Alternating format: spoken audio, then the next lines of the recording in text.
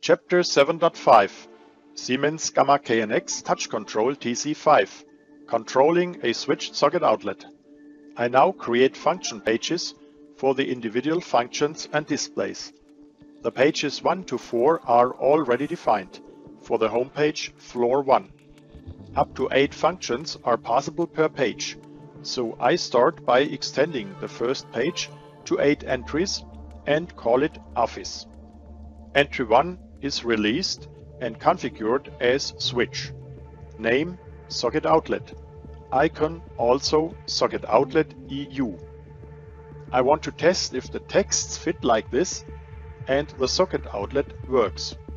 Therefore, I go into the objects and connect the two objects switch and status for page 1, icon 1 with the prepared group addresses, which are also connected to the already programmed switch actuator N530 floor 1.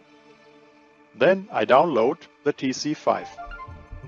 Download is finished. Now comes the test. Go to the home page floor 1, page Office. There is the socket outlet.